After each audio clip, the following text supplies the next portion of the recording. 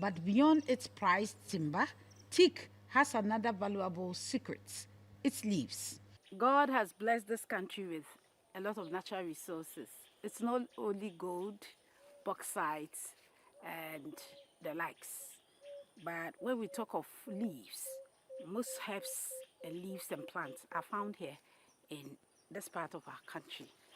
In the Guan districts, in the Oti region, and part of Volta region, and across the country, we have this leaf which comes from the teak tree.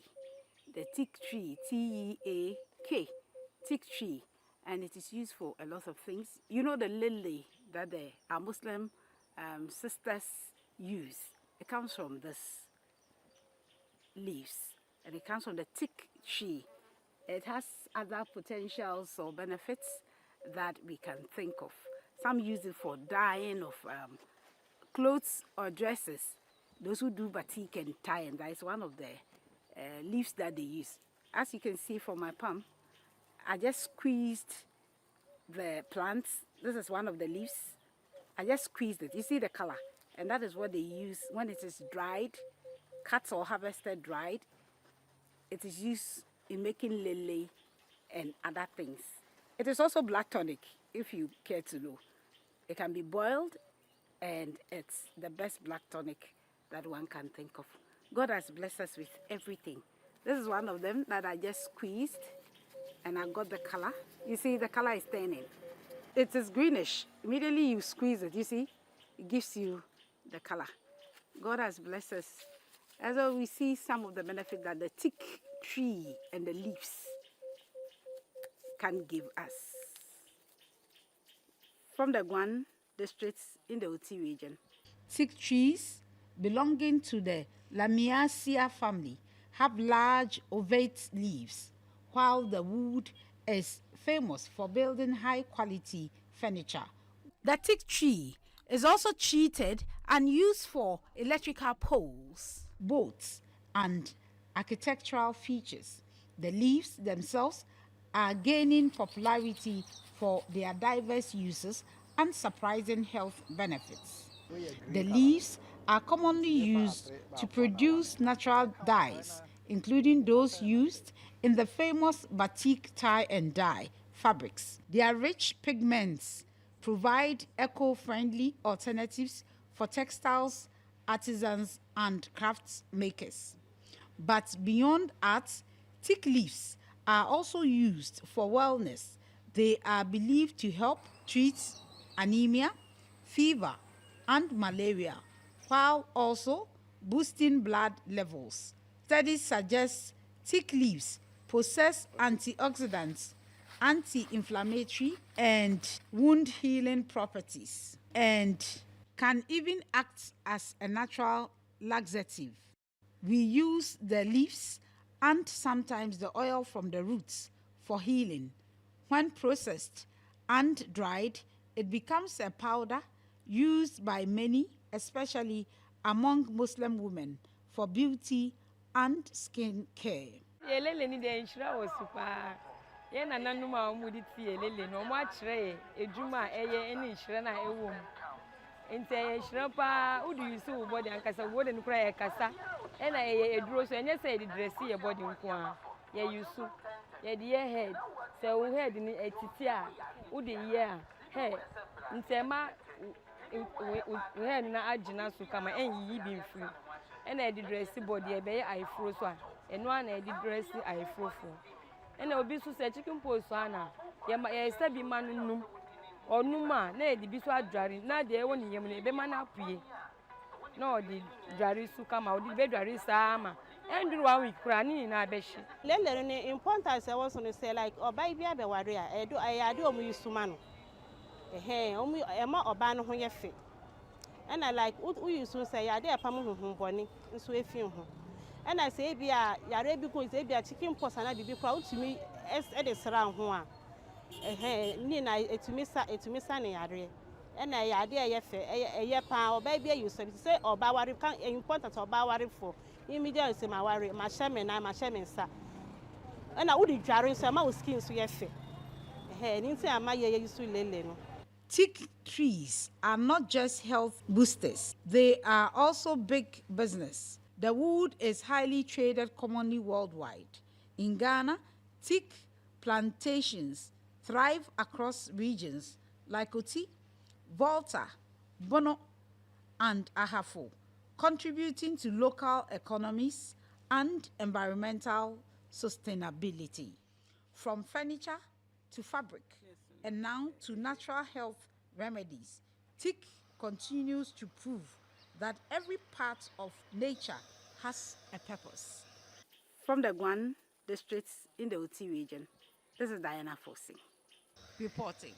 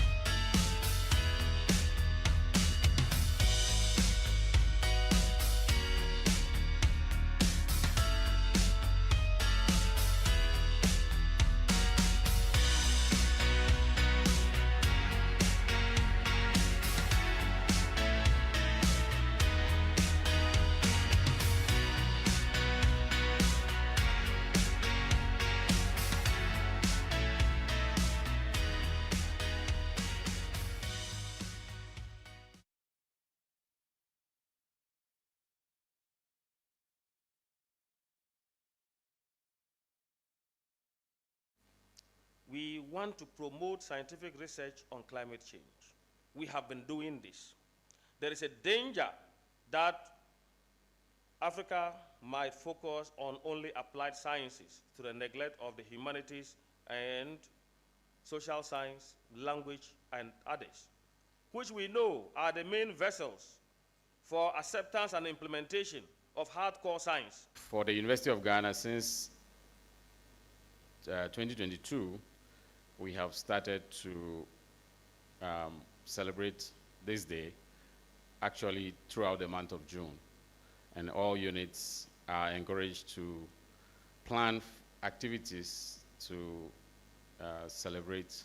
The theme for this year's celebration of the GSR has been mentioned. It's looking at unlocking potential with science and sustainability in Ghana's climate innovation landscape. But why this particular topic? And the provost said something about the fact that when we talk about climate change, we focus so much on the applied sciences. And really that is what it is. That's what the landscape has been.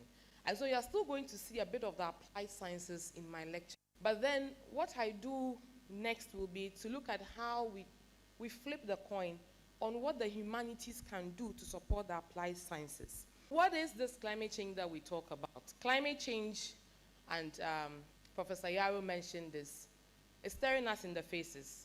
It's a key developmental challenge at this particular phase in our lives.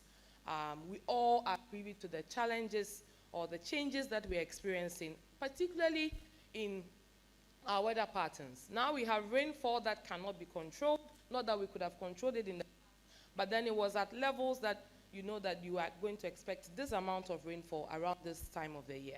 We also have times where there should be rains that we are not really seeing the rains. So this climate change is causing a lot of environmental degradation. Environmental degradation in itself is causing climate change, and then the reverse. And we are having rising global temperatures. For our parts of the world, you might not necessarily experience the rising temperatures as they are, the severity of them. But when you get into countries that used to experience snow, and then now the amount of snow has reduced, when you have people who are in contact with glaciers, and you see that the glaciers are melting at an unprecedented rate, and those who are along the shorelines, okay, who are seeing the effects of rising sea levels, then you don't need really much convincing that climate change is happening, and happening at speed. And what is causing climate change? It is sectorial. Many sectors are contributing to this changing climate. The burning of fossil fuels we always mention as number one, and so that industry is normally a cause for that. using natural gas causes climate change, but not as severe as other fossil fuels. Deforestation, and this is my sector, cutting down the trees. From our photosynthesis that we learned right from our primary school through to JHS, through to where we are now, we know that plants use carbon dioxide to prepare their food. The moment you take the trees, then it means that photosynthetic activity is cut off. So the carbon dioxide, which is one of the key gases causing climate change, is now left hanging in the atmosphere. Really, the nature-based sector, our forests, our oceans, are the sinks of this carbon dioxide or these greenhouse gases. If you have them, they store. If you remove them, then it means you are releasing this carbon back into the atmosphere. If you burn, then that's even worse. If you do furniture, you would have lost some during your conversion. You still have some locked in, but the potential of it to still sequester will not be there. Wood fuel extraction, we all see the charcoal, the trucks coming in. Unsustainable buildings, the type of buildings we have, the materials we use. Now the whole building industry is experiencing a revolution in Europe, where we are talking about green buildings, not even necessarily with the aluminum trusses that we are promoting. But even still with sustainable wood, if you have a very good policy on the use of wood for buildings, you can cut on a rotational basis and still use wood for your buildings, and that is considered a lot more efficient. Also the type of even lighting that we have in our buildings, how we allow natural light to come in, how we position our windows, the energy needs of buildings. If you don't get it right, you are contributing to this climate change. And then waste management. The fact that bins are there and then we are just littering around. And the heavy pollution from plastics. Now, to address this globally, the United Nations Framework Convention on Climate Change is the body that oversees this. So anything we are talking about here has a feed from the global level. And that global level has instituted that within the current agreement, which is the Paris Agreement, every country should have nationally determined contributions. What we believe we can use to address this climate change. And let me just give a bit of a perspective here. Traditionally, climate change is coming from industrialization, from the developed world. And so in the early stages of the UNFCCC, that's the United Nations Framework Convention on Climate Change, the whole argument was about developed versus developing, because the developed world, we believe, has caused the problem. And so they should compensate the developing world for that problem, because overall, in Africa, our total emissions to this greenhouse gas problem or this climate change problem is just about 4%. And that's even coming in really from Northern Africa. That's so developed, and also from the South. So we in Western and Eastern, we are not really contributing that much to it. However, the narrative has changed. If you have seen the devastation from industrialization from the developed world, why do we also toe the same line? We can learn from the best practices currently going on. However, we shouldn't learn from those best practices at the expense of our economic development, because the West developed through industrialization. We must also develop, albeit sustainably. And so this is what has led us to these nationally determined contributions. And Ghana, we have developed ours. We started in 2015. Currently, we are going through a third phase, but the existing document was launched in 2021, which talks about 19 policy actions cutting across different sectors: waste, forestry, agriculture, transport, energy. And we are saying that we are going to be able to reduce our emissions through 25 conditional programs. The conditional programs simply means that we need funding to do that. Unconditional ones, what government has already budgeted for.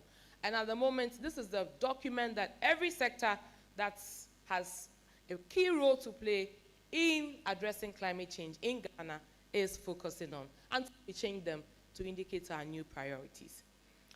Now, we are not doing this out of space.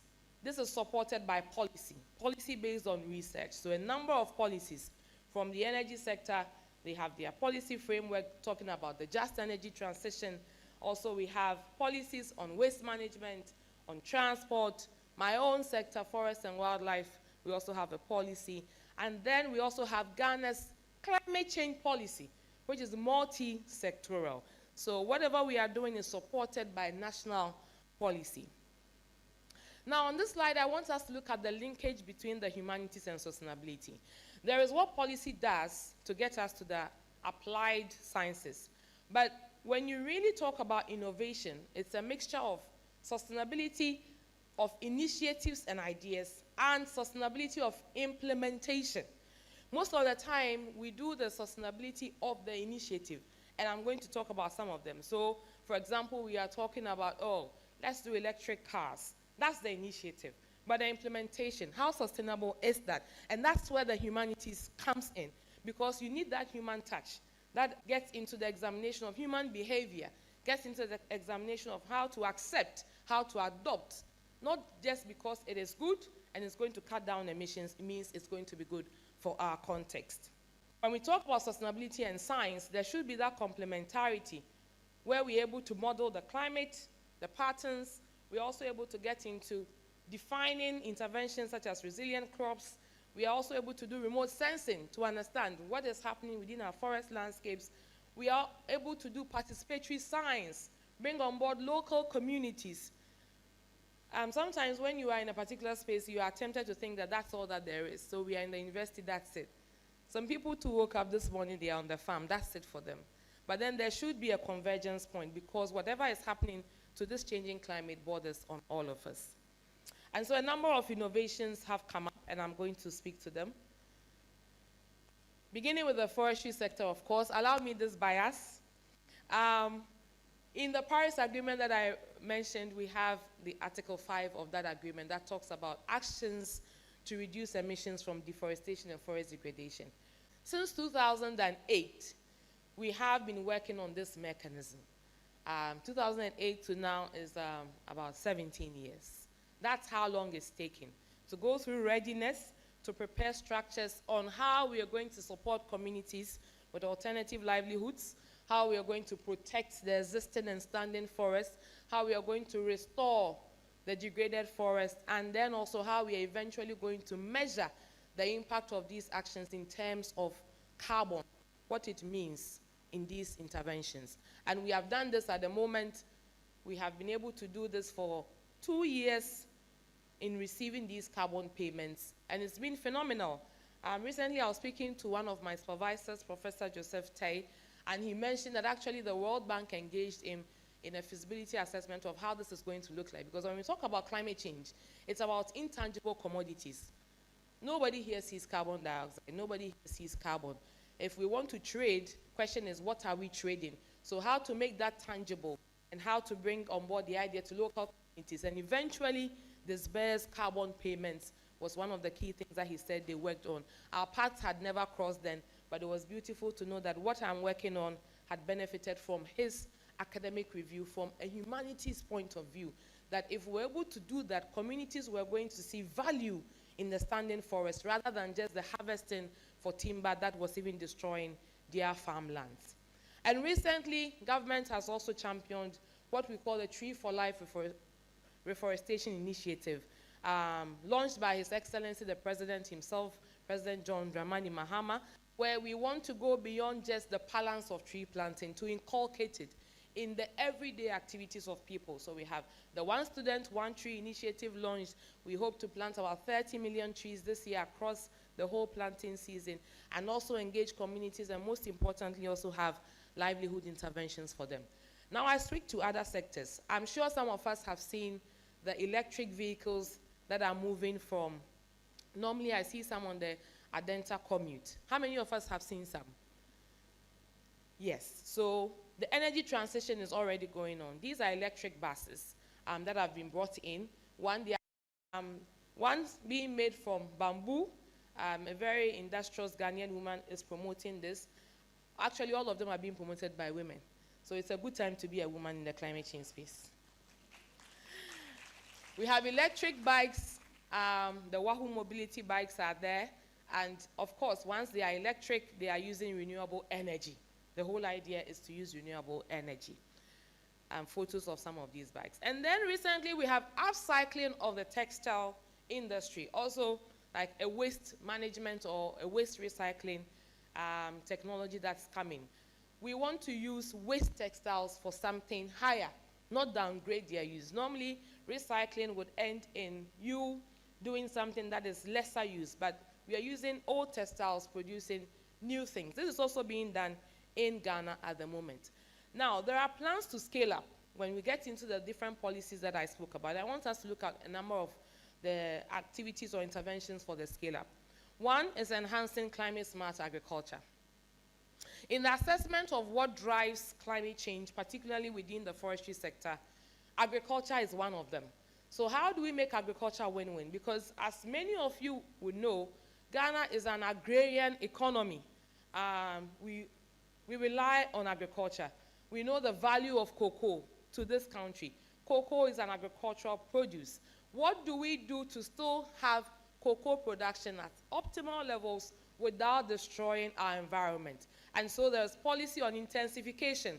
Use the same piece of land to do your cocoa production. Do it with an agroforestry model that has trees and that also has other food crops beside that main cash crop being cocoa.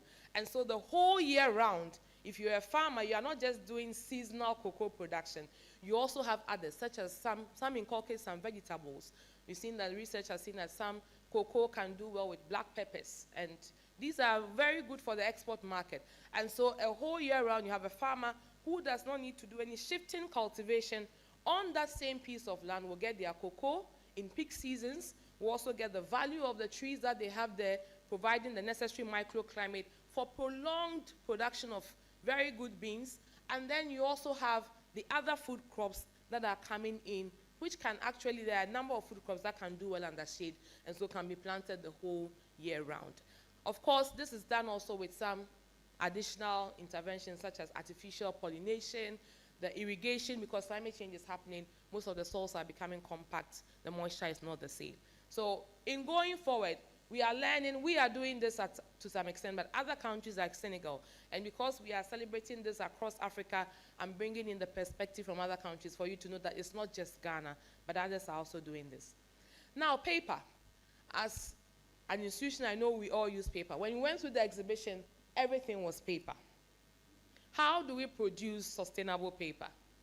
We can use other materials for paper production, not just wood. And even if it must be wood, we can promote particular types of timber species just for paper. Now, in Ghana, there is a Accra Foundation that's trying to use an invasive species, Brosonetia papifera, normally known as york, to produce paper because it's invasive.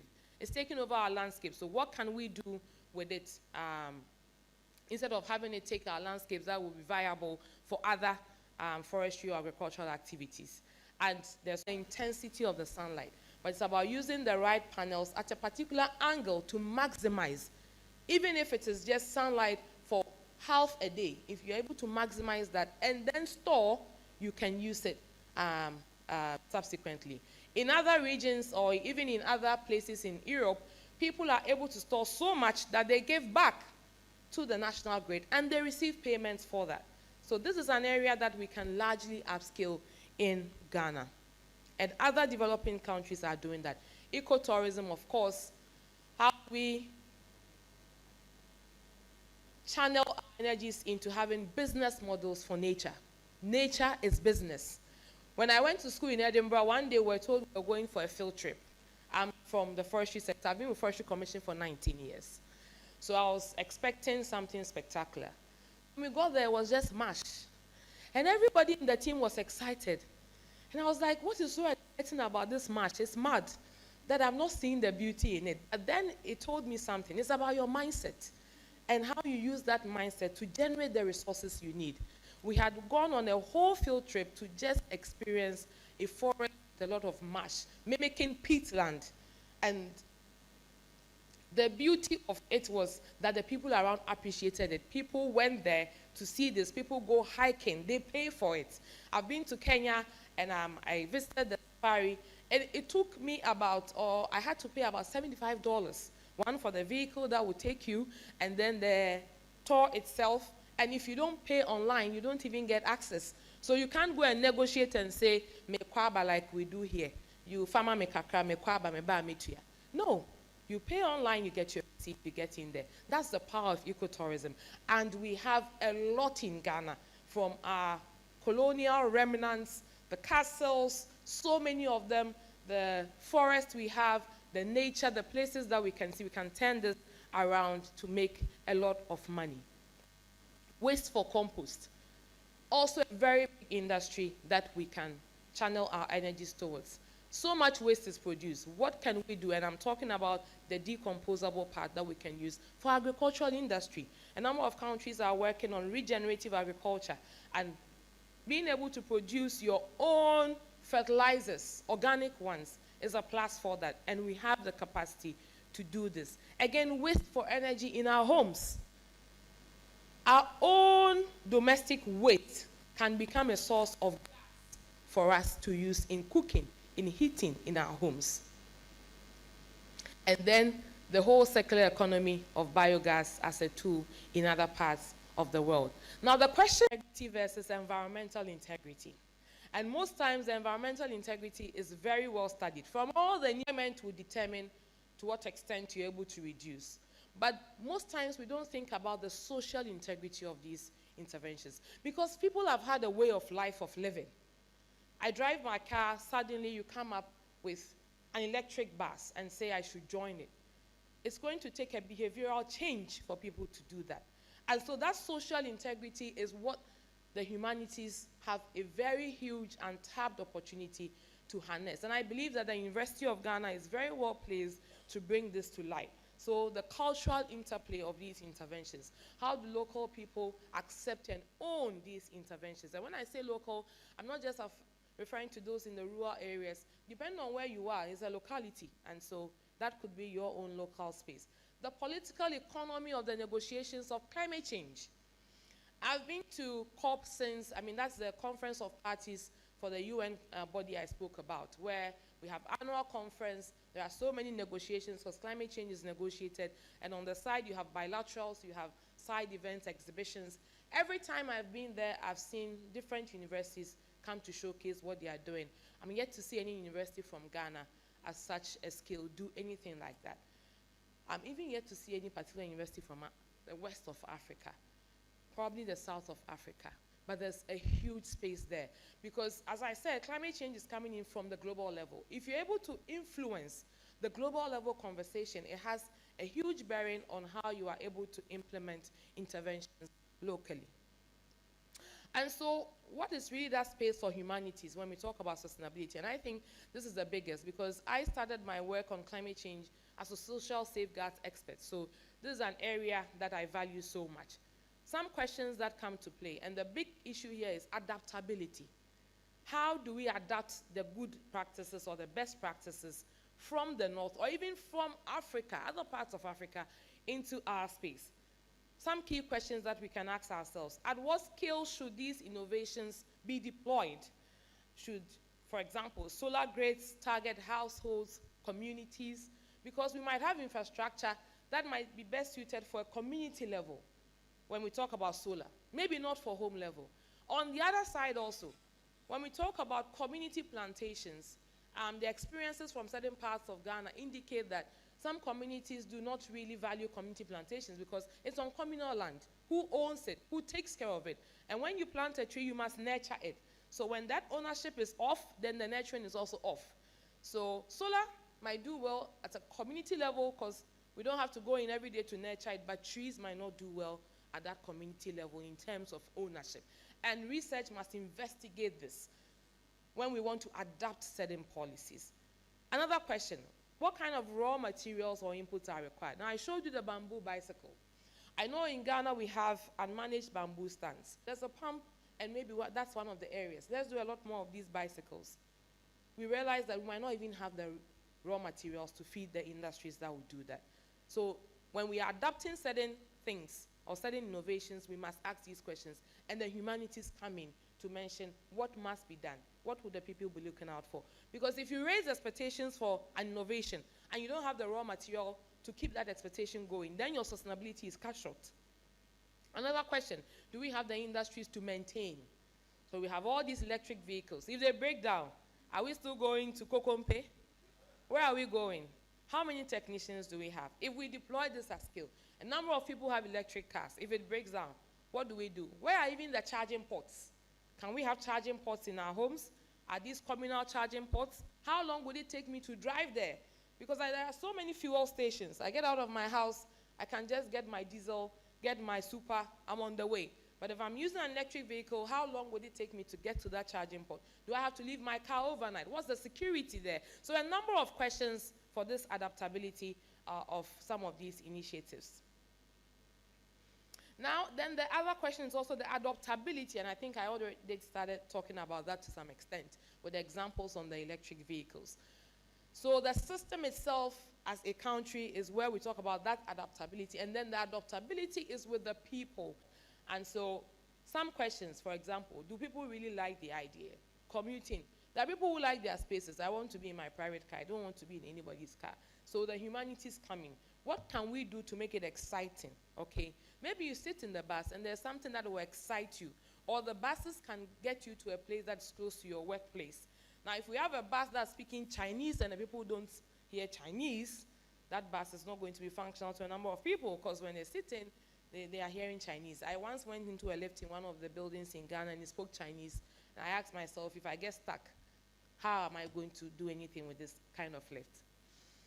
And then also, what are the societal needs? Okay, what is the perceived cost? Very important. Cost. Cost. People are buying used cars at very cheap rates. What is the cost of an electric vehicle? And the humanities come in here to do a very good cost-benefit analysis of the uptake and what it would mean. So there is so much space for the humanities to function. And I believe that the study of human behavior is an area that a number of these innovations in our parts of the world have not really put into defining what is sustainable science or the sustainable application of science, because human behavior and mindset is very powerful. If you're able to change that, people learn from communities. Adjoining farmers are doing best practices. Okay, let me also learn from them. You can do all the research you want to do, present all the papers, but the farmer will just be convinced by the fact that a fellow farmer has adopted practices that are working, and they will also easily do that. So, into defining what the applied sciences should look like. Perceived benefits, trust in technology. I didn't say anything, but I saw them trying to push away one person. And I thought that person was the one trying to disturb their upward growth. And so at a point, they pushed out that person. This is what would appeal to a number of people when we talk about delivering the heavy science to the ordinary person. Because not everybody will get into the spaces of the heavy sciences and what it means. So the use of performing arts, and some of our musicians have really gotten into that space. Ochame Kwame is one of them, always being called the climate ambassador, because he's able to use music to bring concepts to life to ordinary people who would not really enjoy such a lecture, but would dance to every beat of his songs. And so then that leads me to these slides on the conversation of STEM or STEAM. And really, we have to get into the STEAM. We need some human STEAM in here. And the inclusion of arts into the normal STEM that we keep hearing. So much overemphasis on STEM. But STEM is not STEM without the arts, without the humanities, without the socials. To what extent is STEM if we are not able to apply? Of course, the science stands for both, but really, when you look at what they talk about in STEM, it's mainly about the applied sciences. But going into STEAM would rather help, because then you incorporate the humanities, you incorporate the language. I saw a stand for aging studies. What does all these even inventions, what do they mean for people of a certain age bracket? Because there are some people who are technology agnostic. They think that, well, I've reached this year, what am I even living for again to come and reinvent myself? That is what the arts in STEM would bring some dynamism to. And once we do that, we have innovative solutions based on data, both for the humanities and also for the applied sciences, okay? And then that stimulates economic growth in a very good way, because a lot of us are in touch with the socials when we talk about economic growth. I go to the market, I have my money. My money is in my pocket. I'm paid at the end of the month. My money is in my pocket. That's the tangibility of it. We might not really all understand the mechanics of how an electric vehicle moves, but I understand how to spend money. And so when we are able to do this, then it means that we have to reinvent our whole curriculum, right from when we enter into maybe KG. okay, or even before that, that whole curriculum development must have the humanities always at play. And also in our community engagement, we should bring that to bear. You know, human agency is powerful. How do you begin to assess human agency in response to innovation? You need some of these philosophies to understand when you are designing these innovations. And so when we talk about STEAM, that comes in. I'm using structuration theory for my PhD work, and I'm understanding the kind of agency between the release of climate finance and also the farming practices in the landscape. We can just work and work and work, but then if you don't understand the underlying causes, you might not necessarily get to the root solutions that you have to get to. And here on the fourth point, you see I have the Edinburgh Climate Change Institute. I'm yet, the type of institute that the Edinburgh University has on climate change, I'm yet to see in Ghana. Maybe the Ghana Climate Innovation Center is one that mimics it, and the Ashesi University. But it is a hub for innovation, it's not even about the applied innovation, it's about the humanities. What do we do there? Students are practically given grants to work, and you are working not just with success in mind, also with the fact that you can fail and still learn from that failure, because it's a journey. It's not a one-stop shop for everything that we must do. And so if we can have more of such centers across our universities, then we bring the humanities to life. One of the stands there just had a TV, and I thought that felt very real to me, because for most of the papers there, it was just a walk-through exhibition. You might not necessarily be able to read all of them, but for what is seen on a TV, it brings me life. I'm able to, even if it's just one scene for 1 minute, it communicates more. And if we're able to do that within our universities, it's going to really help us. So I've spoken a lot about some of these. I just want to mention one thing here. There are a number of gaps that we can fill as a university body, or as Africa, or as Ghana, in whichever way we want to put ourselves, or as the College of Humanities. And I just want to bring one aspect to life. A number of people go around picking scraps. In my area, I've studied them. Some of them are, or most of them in my area, are migrants. The question I keep asking is, why is this a space for migrants? Now, picking scraps is one of the big things in terms of waste management for climate change. Now, how do they do the smelting? If that's not done right, that could really actually even lead to some emissions. And so this is a space where a lot more can be done, but we just keep talking about, oh, people are picking scraps, but why is it of an interest? So such gaps must be identified, and then we bring in the human sciences to help answer some questions.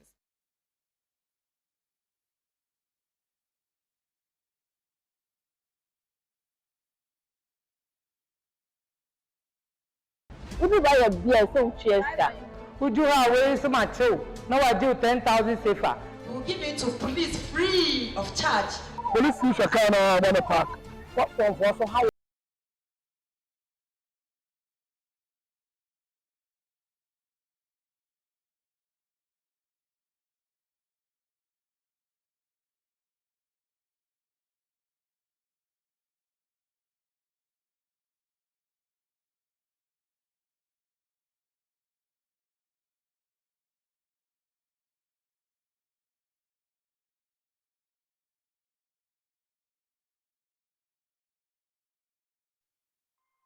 ECOWAS leaders have shown a lot of commitment by way of adopting policy frameworks that will facilitate trade, and by way of putting in place mechanisms also, beginning from the revised treaty of 1993 to, the protocol on free movement, right of entry, so you can enter into any member state freely.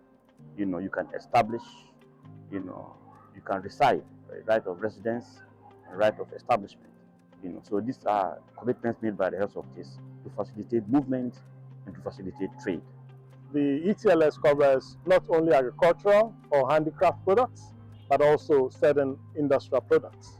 Now, all these things are supposed to promote trade, intra-regional trade amongst ourselves. We also have the common external tariff, which sets the parameters for establishing the ECOWAS customs union. If it eventually will become a customs union, it even makes it much easier, for trade. At the ECOWAS level, so much has been achieved already. in terms of policy, in terms of mechanisms. Now we have the African Continental Free Trade Area coming in, so there's going to be a bigger space, bigger trading space for the women. So instead of even limiting themselves to West Africa by virtue of the policies that exist, they can go beyond that. It's a bigger market, but we have to be able to support these women to take advantage of the bigger market. Irrespective of all these initiatives that have been done by the ECOWAS Commission, intra-regional trade is usually quoted between 9 and 12%, which seems to suggest that we are not doing so well when it comes to intra-regional trade. However, we know that that is not a true reflection of intra-regional trade. And this is because a chunk of our trade flows, which is really in the informal sector, is unrecorded and unregistered. So the essence of the sensitization awareness campaign is to empower the women small-scale cross-border traders who ply their trade between Tema and Ouagadougou. And then as we go along, we would see the conditions under which women conduct trade, and that would enable us to also inform the ECOWAS management, on these issues and what needs to be done to facilitate trade, to support these women to be able to engage more. Our main problems are with the border managers, that is the custom officers and then the immigration officers. ECOWAS may come up with a lot of policies and interventions. Political leaders may come up with a lot of policies and interventions to help women in trade. But if the custom officers and then the immigration officers are not abiding by or adhering to these policies, then we haven't gone anywhere. Any vehicle biara de Burkina Faso mono, yes, it's about 7,000 or 8,000 Ghana cedis. Etichema Burkina police free. Uduha no waju 5,000 sefa. Uduha we is macho no waju 10,000 sefa. Yetimi tuya in and out in yana. Yes, it's a bia. Udiba old currency more 80 million.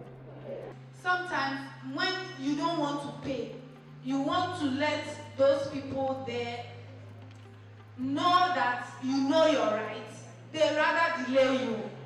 We have to travel from Ghana to Burkina Faso to go and bring tomatoes to Ghana people to get tomatoes for their stews and everything.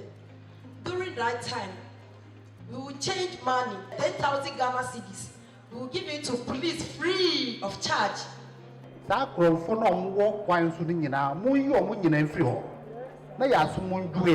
Within ECOWAS, you need the Cardia Bohonum Cran, and it's a bedroom, but that's why you have a drink. And so bedra, your money to say the auto be a illegal cry. Now, or more house, Sikajija Basa. When you are bringing cereals and those things, you don't is duty free. But if you try to insist on your rights and say we are not supposed to pay this amount of money, you are delayed, and then at the end of the day, you end up giving them so that you can move with your goods and then come and then trade.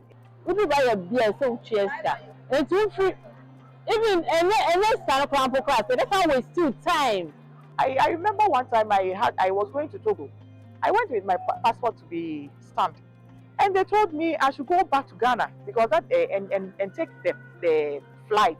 That is where they use the passport. But here at the border we pay. Where are those monies going to? If you're an ECOWAS citizen and you're crossing from one country to another, you don't need to pay fees like visa fees to enter. And some of these women do not know. If you're an ECOWAS citizen crossing from one country to another, yes, you're going to do trade.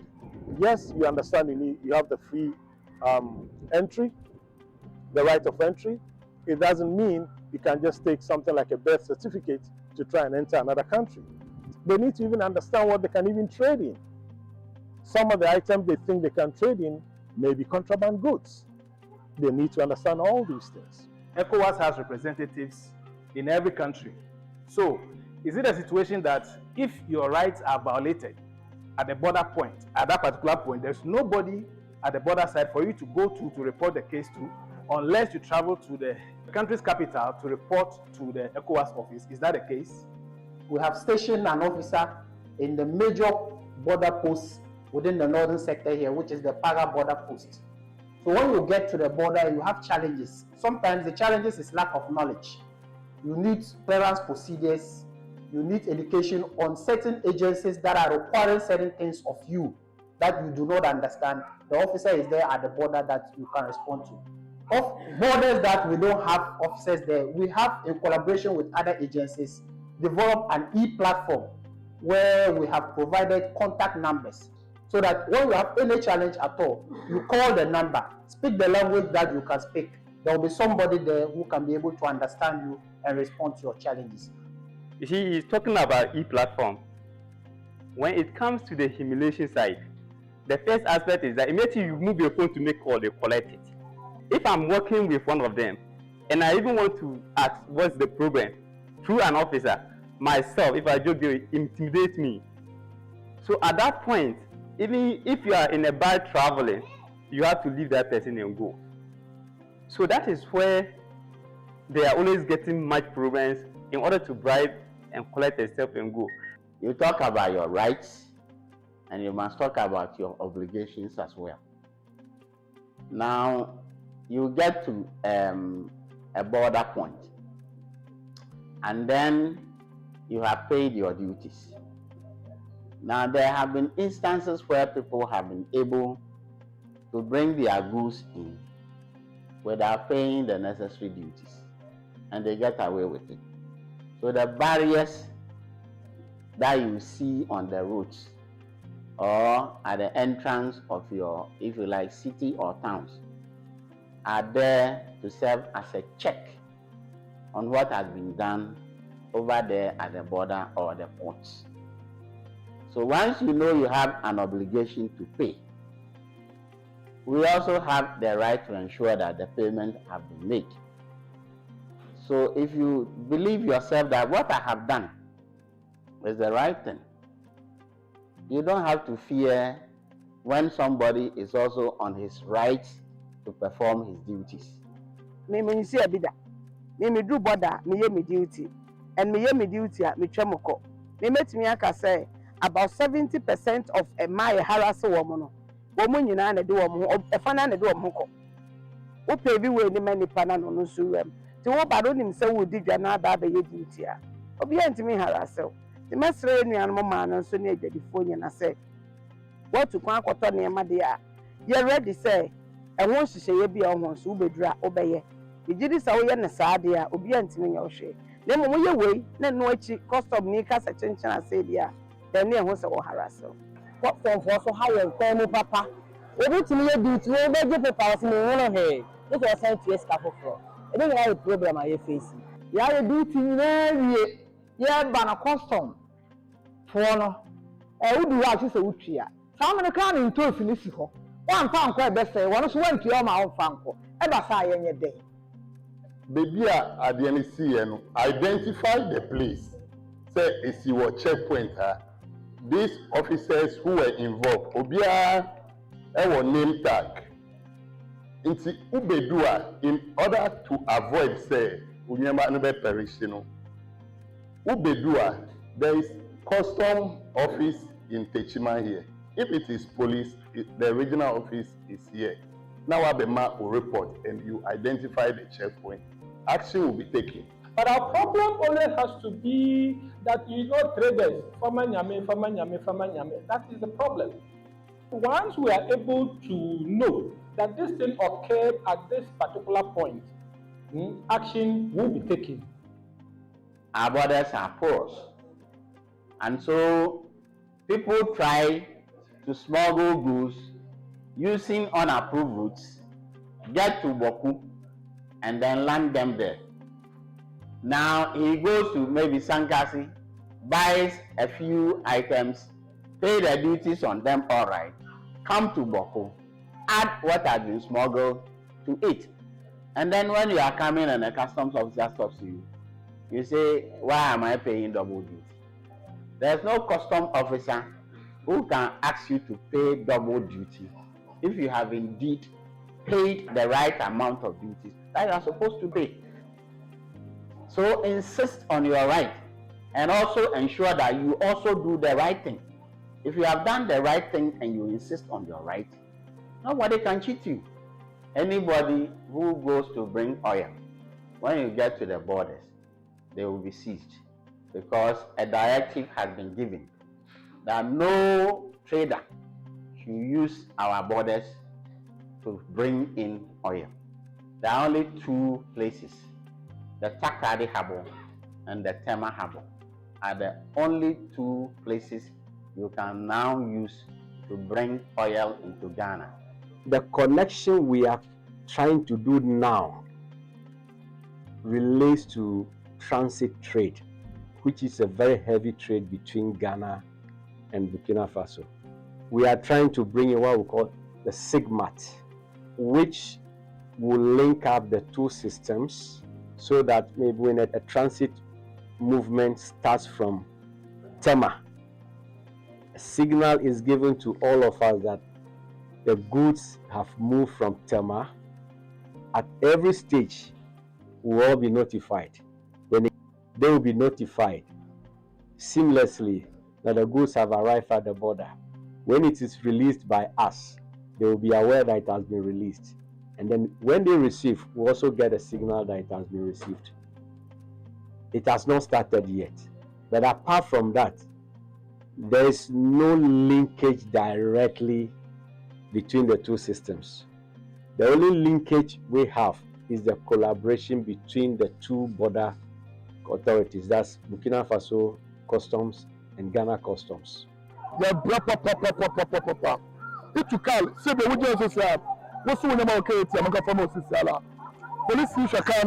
park. No, I stop it. Police run for Kano. No, I'm a phone. Ibiafo. Oh, you do upon the Wilson. Abadancy. But to me, somebody down again. But to me. No, I did. No, giant. So I did. The police as an institution has not sanctioned people to be on the roads to take money. You understand? Apart from that, even there are some other things that are not our duty. Our core mandate is not to be checking papers of goods and services. You understand? But once you don't have the information, you don't have the knowledge, then it means that you always fall prey to some of these things. Just rather do no duty no. I'm a classic no. I'm a second boarding to no